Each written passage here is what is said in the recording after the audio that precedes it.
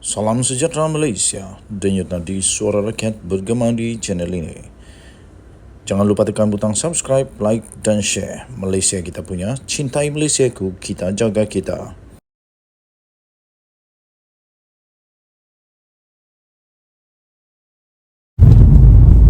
Salam sejahtera Malaysia, denyut nadi suara rakyat bergema di channel ini.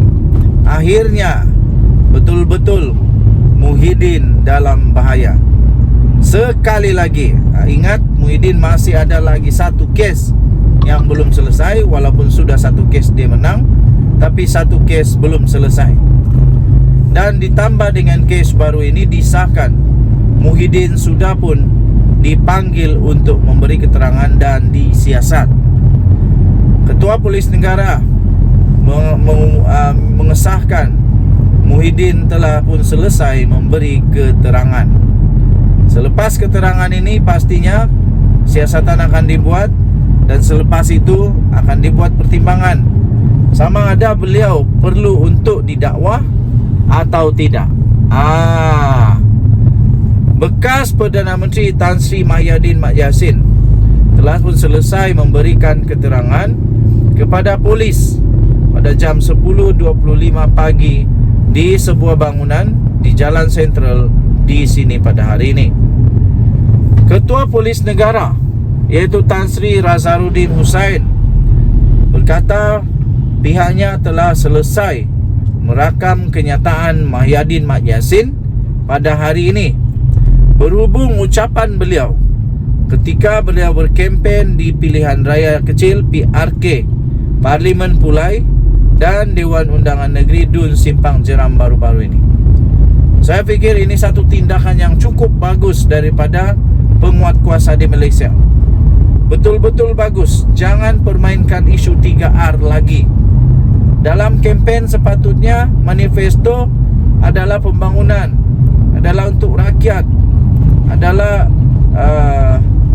manifesto lah untuk kebaikan semua rakyat, dan bukan untuk menyentuh 3R.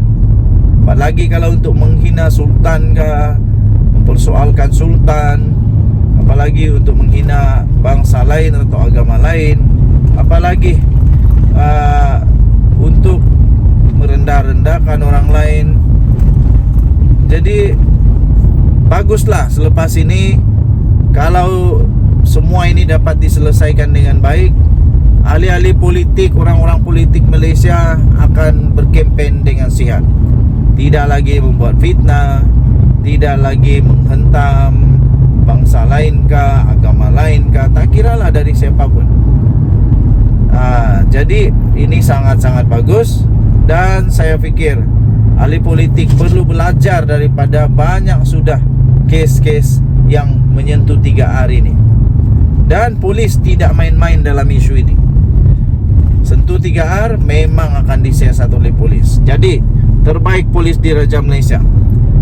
Kata Ketua Polis Negara, pada masa ini katanya tumpuan unit siasatan jenayah terkelas USJT Jabatan Siasatan Jenayah Bukit Aman akan melengkapkan kertas siasatan berkenaan katanya.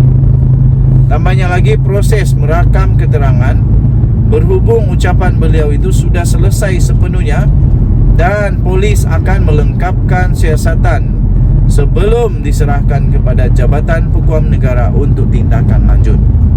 Jadi kes ini disiasat mengikut Seksyen 505(b) Kanun Kesiksaan dan Seksyen 233 Akta Komunikasi Multimedia 1998 katanya ketika dihubungi pada hari ini.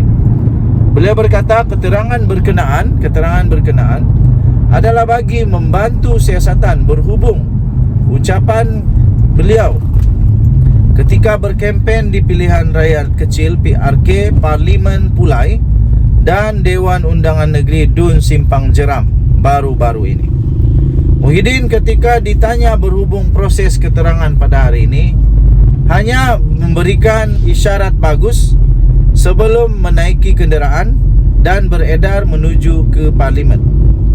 Terdahulu Mahyadin Mat Yassin dilihat masuk ke bangunan terbabit pada jam 9.28 pagi dengan menaiki kenderaan pelbagai guna MPV Velfire.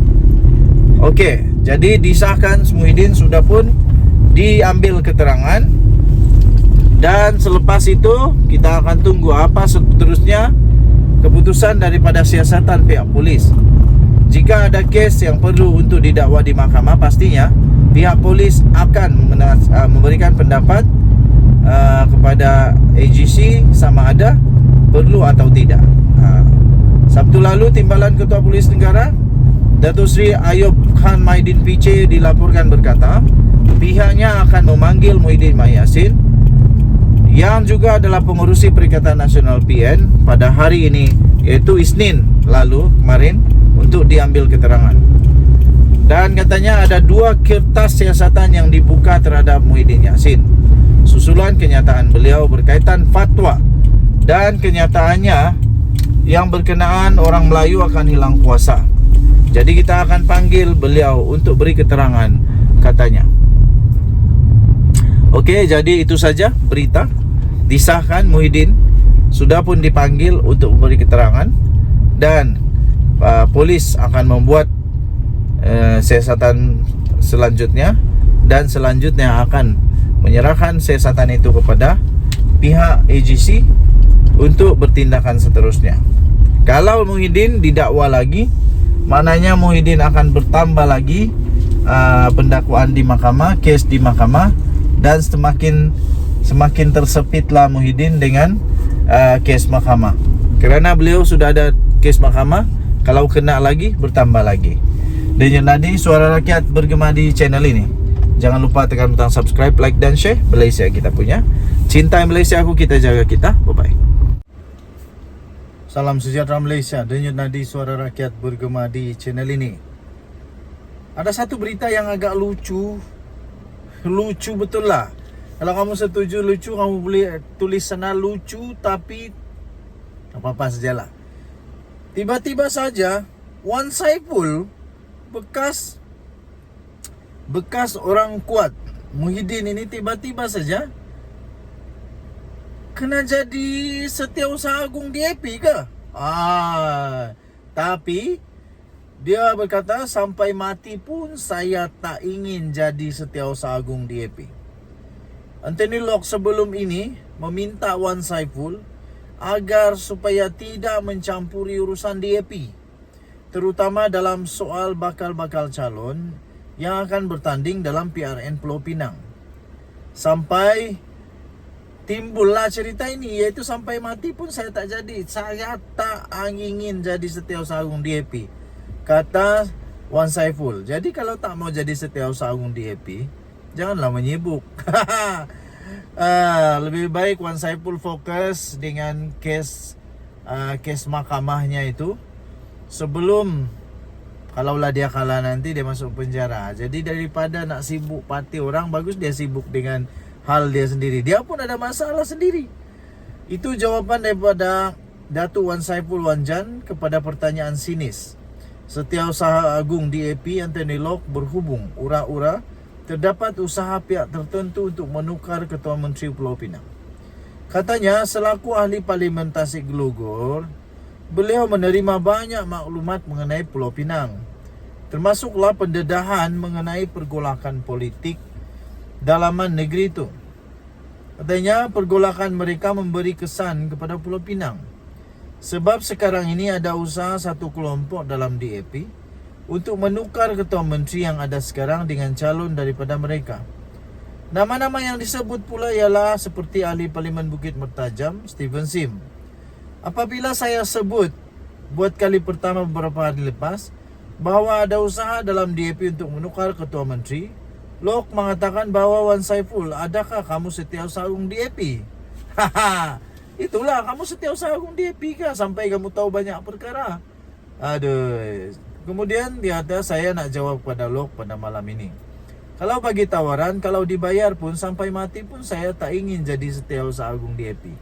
Awas tahu, nanti termakan, terjilat ludah sendiri. Nah, sendiri mau tanggung.